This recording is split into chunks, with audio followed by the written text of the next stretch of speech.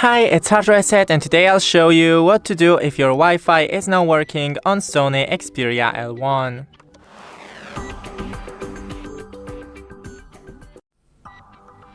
So first, go into the Wi-Fi, disable it, wait a couple of seconds and enable it once again.